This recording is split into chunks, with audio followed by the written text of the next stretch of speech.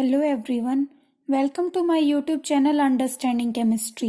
हमने स्टार्ट कर रखी है क्रोमेटोग्राफी, जिसके अंदर हम बात कर रहे थे टाइप्स ऑफ क्रोमेटोग्राफी की। उसी सीक्वेंस में हमने पेपर क्रोमेटोग्राफी के बारे में पढ़ लिया था। आज हम बात करेंगे थिन लेयर क्रोमेटोग्राफी की। थिन लेयर क्रोमेटोग्राफी को टीएलसी भी बोला जा सकता है। इन शॉर्ट बोला जाता है इसको टीएलसी। तो हमारी जो थिन लेयर क्रोमेटोग्राफी है, हमने बोला था कि हमने क्रोमेटोग्राफी का क्लासिफिकेशन किया है। उसके अंदर यूज की जाने वाली stationary phase and mobile phase के बेसिस के ऊपर। अब हमने जो हमारी पेपर क्रोमेटोग्राफी थी, उसके अंदर स्टेशनरी फेज तो लिया था Whatman number 1 filter paper, and mobile phase लिया था हमारे पास कोई भी सोलवेंट। वहीं हम बात करेंगे थिन लेयर क्रोमेटोग्राफी की, तो इसके अंदर क्या ली जाती है? स्टेशनरी फेज ली जाती है हमारे पास। थिन लेयर क्रोमेटोग्राफी है तो एक थिन लेयर ली जाती है स्टेशनरी फेज के अंदर, किसकी? एडजोर्बेंट की। क्या क्या एडजोर्बेंट हो सकते हैं हमारे पास? एडजोर्बेंट जैसे हो गया सिलिका जेल, एल्यूमिना या फिर सेल्यूलोज की एक थिन लेयर ली जाती है, उसको हम बोलते हैं स्टेशनरी फेज। और मोबाइल फेज लिया जाता है हमारे पास कोई भी सोलवेंट। अब जो थिन लेयर क्रोमेटोग्राफी है, इसका प्रोसीजर काफी हद तक हमारी पेपर क्रोमेटोग्राफी जैसा ही है। बस इसके अंदर डिफरेंस स्टेशनरी फेज का है कि इसके अंदर स्टेशनरी फेज जो है वो पेपर क्रोमेटोग्राफी के अंदर तो वॉटमैन नंबर 1 फिल्टर पेपर दिया गया था, और इसके अंदर ली गई एक थिन लेयर एडजोर्बेंट की। अब जो हमारी थिन लेयर क्रोमेटोग्राफी है, ये बहुत ज्यादा यूज की जाने वाली टेक्निक है। और इसकी एडवांटेजेस क्या क्या है? एक तो हमें चाहिए क्या भाई, हमारा क्रोमेटोग्राफी करने का मेन मकसद क्या है? सेपरेशन करना। तो हमारी जो क्रोमेटोग्राफी है, फिर थिन लेयर क्रोमेटोग्राफी के अंदर हमें जो सेपरेशन मिलता है वो बेटर सेपरेशन मिलता है दूसरी टेक्निक्स के कंपैरिजन में। तो एक तो बेटर सेपरेशन मिलता है थिन लेयर क्रोमेटोग्राफी में, और उसके साथ साथ हमें क्या मिलता है कि एक फास्टर रन होता है, और हम एडजॉर्बेंट्स भी चूज कर सकते हैं इसके अंदर, जैसे सिलिका जेल, एल्यूमिना, सेल्यूलोज। हमारे पास एक वैरायटी ऑफ एडजॉर्बेंट्स है, उनमें से हम जो सूटेबल होता है और जिसकी अवेलेबिलिटी होती है वो हम यूज कर सकते हैं इसके अंदर। तो ये इसकी एडवांटेजेस हैं। अब प्रिंसिपल क्या है हमारा? नॉर्मल क्रोमेटोग्राफी जैसे कि एक तो होगा हमारा एडजॉर्प्शन, की हमारी फर्स्ट स्टेप के अंदर होगा एडजॉर्प्शन, और सेकेंड स्टेप के अंदर होगा डिफरेंशियल माइग्रेशन।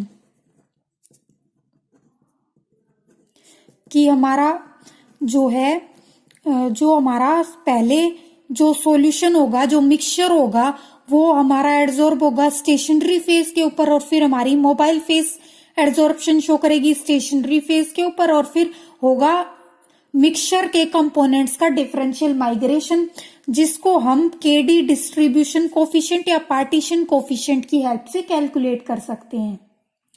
ठीक है, अब इसका मोटा मोटी प्रोसीजर क्या है होता है थिन लेयर क्रोमेटोग्राफी के अंदर, कि हम एक प्लेट लेते हैं ग्लास की, उसके ऊपर एक थिन लेयर बनाते हैं हमारी एडजॉर्बेंट की, जो हमारा काम करती है स्टेशनरी फेज का। फिर उसको मोबाइल फेज के अंदर रख देते हैं और मूवमेंट को देखते हैं उसके अंदर। फिर जो स्पॉट्स बनते हैं उनको हम डिटेक्ट कर लेते हैं।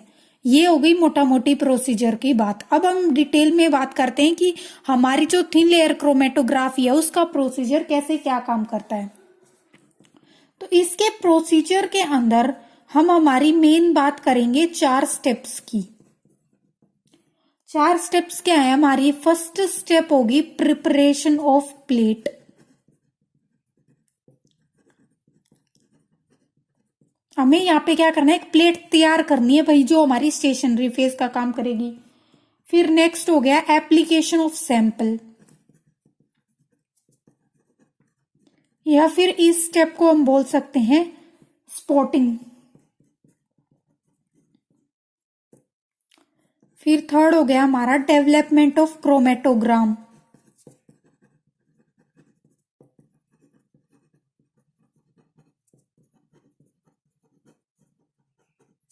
और हमारी फोर्थ स्टेप होगी डिटेक्शन ऑफ स्पॉट्स।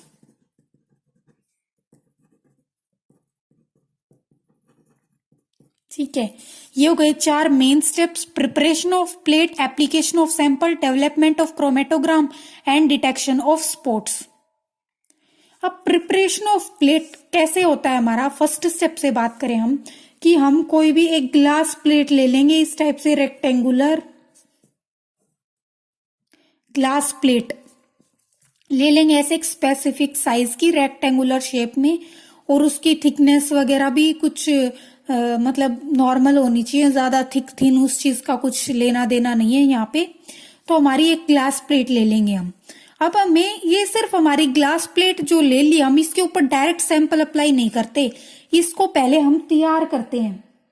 तैयार कैसे करेंगे, तो हमें यहाँ पे क्या करना है, अब हमने बोला था कि थिन लेयर होती है हमारी भाई एडजॉर्बेंट की, वो स्टेशनरी फेज का काम करती है, ना कि ये ग्लास प्लेट। ये ग्लास प्लेट तो सिर्फ हम हमारी जो थिन लेयर है एडजॉर्बेंट की, वो इसके ऊपर बना देते हैं, इसके ऊपर एक परत बना देंगे उसकी, जो हमारा काम करेगी स्टेशनरी फेज का। तो वो परत हम बनाएंगे कैसे, हमें पता है कि सिलिका जेल, एल्यूमिना या सेल्यूलोज कुछ भी ले सकते हैं। तो अब सिलिका जेल डायरेक्ट तो अप्लाई कर नहीं सकते इसके ऊपर, क्योंकि वो हमारा पाउडर की फॉर्म में आता है। तो क्या करते हैं हम, बनाते हैं इसके अंदर एक स्लरी बनाते हैं। ठीक है, स्लरी की प्रिपरेशन करते हैं यहाँ पे। वो कैसे बनाते हैं, लेते हैं हम 35 ग्राम लेंगे हमारा सिलिका जेल, अगर हम सिलिका जेल एडजॉर्बेंट की बात करें, या फिर हम एल्यूमिना लेंगे, सिलिका जेल लेंगे या तो एल्यूमिना लेंगे 35 ग्राम, और उसको मिक्स कर देंगे इसके अंदर क्लोरोफॉर्म एंड एसिटिक एसिड के मिक्सचर के अंदर।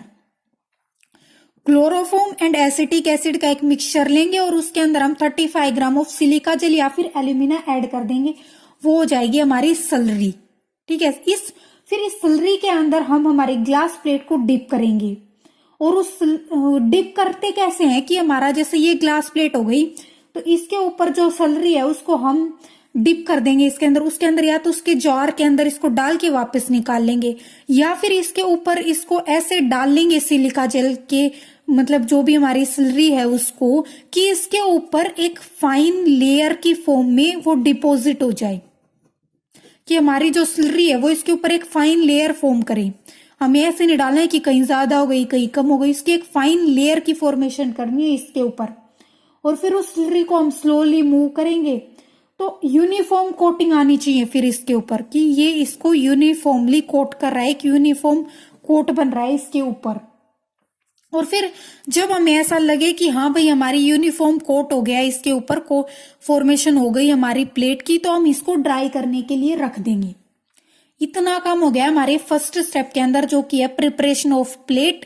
प्रिपरेशन ऑफ प्लेट का मतलब क्या है, हमें एक ग्लास की प्लेट लेनी है, उसके ऊपर हमें हमारी स्लरी की एक यूनिफॉर्म कोटिंग बनानी है, वो हो गई हमारी प्रिपरेशन ऑफ प्लेट। फिर नेक्स्ट स्टेप के अंदर क्या करना है, हमें एप्लीकेशन ऑफ सैंपल। अब हमें जिस सैंपल को टीएलसी की हेल्प से डिटेक्ट करना है, उस मिक्सचर का हम एक सैंपल प्रिपेयर कर लेंगे, एक सॉल्यूशन प्रिपेयर कर लेंगे। ठीक है, जैसे हम पेपर क्रोमेटोग्राफी के अंदर अमाइनो एसिड्स डिटेक्ट कर रहे थे, तो हमने एक प्रोटीन का सॉल्यूशन प्रिपेयर किया था, वैसे ही यहाँ पे अगर हम जो भी हमारा मिक्सचर है कंपोनेंट्स का, उसका एक सॉल्यूशन प्रिपेयर कर लेंगे। फर्स्ट काम ये है। फिर हम कैपिलरी ट्यूब की हेल्प से इसके ऊपर कुछ एक मतलब एक एंड से थोड़ा ऊपर, इस डिस्टेंस को मेनली 1 सेंटीमीटर ही लेके चलते हैं, इस डिस्टेंस के ऊपर यहाँ पे एक स्पॉट बनाएंगे कैपिलरी ट्यूब की हेल्प से। हमें पता है हमारी कैपिलरी ट्यूब इस टाइप से एक पतली सी ट्यूब आती है। ठीक है, तो उस ट्यूब के एक साइड को लेंगे हम और उस सैंपल के अंदर ऐसे डिप कर देंगे, दूसरी साइड के ऊपर फिंगर रख लेंगे, तो इसके अंदर कुछ हमारा जो सॉल्यूशन है कुछ हद तक वो ये फिल हो जाएगी हमारी कैपिलरी उस सॉल्यूशन के साथ। फिर इस कैपिलरी को हम ऐसे टैप करेंगे इसके ऊपर, तो फिर जो हमारा सॉल्यूशन है वो इस जो हमारा ये एड्सॉर्बेंट लिया था हमने सिलिका जेल या एल्यूमिना या फिर सेल्यूलोज, वो इसको एड्सॉर्ब कर लेगा खुद के ऊपर और एक पॉइंट सा एक स्पॉट लग जाएगा यहाँ पे। तो अब इसके ऊपर हम सैंपल अप्लाई कर रहे हैं, तो इस एप्लीकेशन सैंपल को हमने स्पॉटिंग इसीलिए बोला क्योंकि इसके अंदर हम एक छोटा सा हमारा जो सॉल्यूशन है उसका स्पॉट बना रहे हैं हमारी जो प्लेट है उसके ऊपर, जो हमारी स्टेशनरी फेज है उसके ऊपर। ठीक है, फिर उसके बाद next step I development of chromatogram. Development of chromatogram हमने पेपर क्रोमेटोग्राफी के अंदर भी इतना ही किया था कि वॉटमैन नंबर 1 फिल्टर पेपर के ऊपर स्पॉट बना के फिर इसको मोबाइल फेस के बीकर या जार के अंदर हमने डिप कर दिया था। तो ऐसे हमारी जो ये प्लेट रेडी हो गई, अब हम इसको डिप कर देंगे हमारी जो कोई भी जार है उसको ऊपर से, तो हमने कर रखा है क्लोज, लिड लगा रखी है उसके ऊपर, और उसके अंदर हमारी मोबाइल फेस है, हमारा सोलवेंट के साथ में वो फिल्ड है। इस स्पॉट से नीचे के लेवल तक उसको फिल कर देंगे। ठीक है, अब इसको फिल करने के बाद हमारा ये जो सोलवेंट है ये एड्सॉर्ब होगा इसके सरफेस के ऊपर और मूवमेंट शो करेगा, जैसे यहां तक हमारा मोबाइल फेस एड्सॉर्ब हो रही है, और जो हमारे ये है ये मूव कर रहे हैं, इसके अंदर जो कंपोनेंट्स है वो जैसे इतने कंपोनेंट्स यहां तक मूव कर रहे हैं।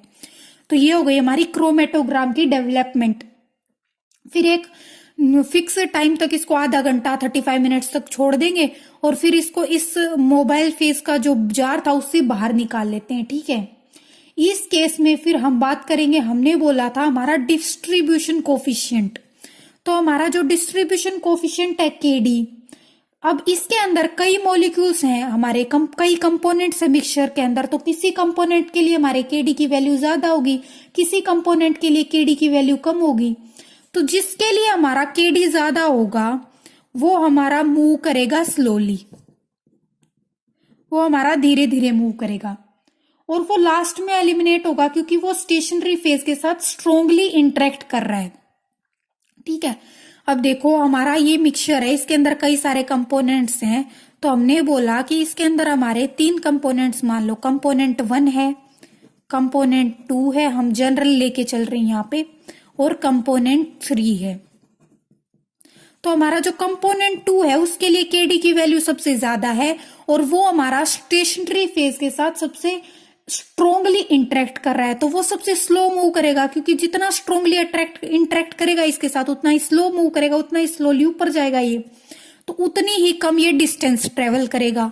और अगर हमारा केडी जितना कम होगा, मतलब जितना लेस या स्मॉल होगा, उतना ही ये फास्ट मूव करेगा, उतनी ही वीक इंटरेक्शन होंगे इसकी स्टेशनरी फेज के साथ, और उतनी ही ये ज्यादा डिस्टेंस ट्रेवल करेगा यहाँ पे। ठीक है, तो हमने बोला कि हमारा कंपोनेंट 2 है ये, तो इसका केडी सबसे ज्यादा है, ये सबसे स्लोली मूव करेगा और स्टेशनरी फेज के साथ सबसे स्ट्रोंगली इंटरेक्ट करेगा। फिर हमारा कंपोनेंट 1 है, इसका केडी सबसे कम है, ये स्टेशनरी फेज के साथ सबसे कम इंटरेक्ट करेगा, वीक इंटरेक्शन शो करेगा, और सबसे पहले एलिमिनेट होगा और सबसे फास्ट मूव करेगा। और कंपोनेंट 3 है, उसका केडी इन दोनों के बीच में है, तो उसका इंटरेक्शन भी इन दोनों के बीच में होगी और इन दोनों के बीच में ही वो एलिमिनेट होगा। ठीक है, तो ये जो एलिमिनेशन है, इनका जो सेपरेशन है वो डिपेंड करेगा इनके पार्टीशन कोफिशिएंट के ऊपर, और उनके पार्टीशन कोफिशिएंट या डिस्ट्रीब्यूशन कोफिशिएंट के ऊपर डिपेंड करेगी उनकी स्टेशनरी फेज के साथ इंटरेक्शन। इतना काम हो गया कि भाई हाँ, इसके केडी के बेसिस के ऊपर इनकी मूवमेंट हो गई, इनका एलिमिनेशन उसके बेस के ऊपर होगा, और हमारी मोबाइल फेज इसके ऊपर एब्जॉर्ब हो गई एक मतलब फाइन डिस्टेंस तक। फिर अब इसके ऊपर ये जो स्पॉट्स बनेंगे इनकी डिटेक्शन करनी है, तो इसको हम मोबाइल फेज से निकाल लेंगे, और सोलवेंट फ्रंट, ये जो डिस्टेंस हमारा सोलवेंट जिस डिस्टेंस तक ये हमारे हो गई प्लेट, तो यहाँ पे हमने स्पॉटिंग की थी, इसके ऊपर ये स्पॉट्स बने, यहाँ तक हमारा सोलवेंट मूव किया था। तो हमने कल बताया था कि जो डिस्टेंस ट्रेवल्ड बाय सोलवेंट होता है उसको हम सोलवेंट फ्रंट बोलते हैं। तो इस प्लेट को बाहर निकालते ही हम सबसे पहले मार्क कर लेंगे कि इसका सोलवेंट फ्रंट कितना होगा सबसे पहले। फिर प्लेट को थोड़ी देर के लिए रख देंगे साइड में कि सोलवेंट इवापोरेट हो जाए।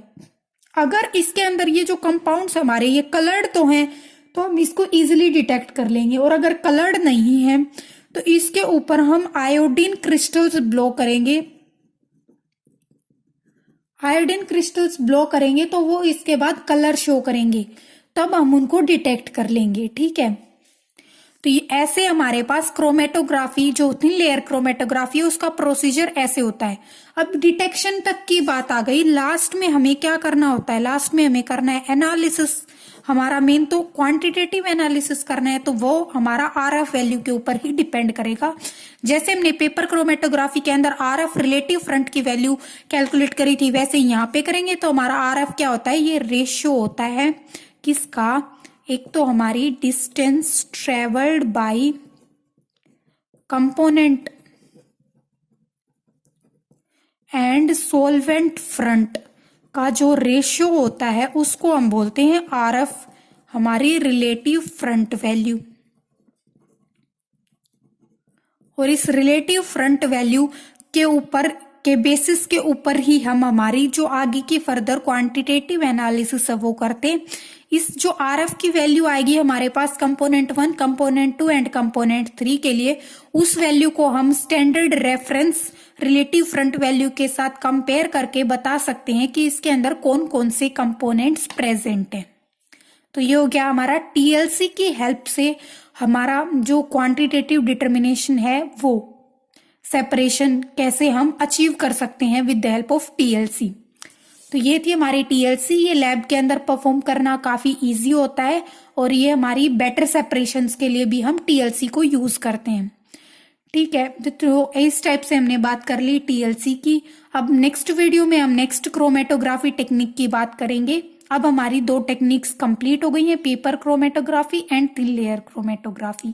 अगर आपको इन दोनों के अंदर कोई भी डाउट है तो आप कमेंट्स में पूछ सकते हैं। Thank you.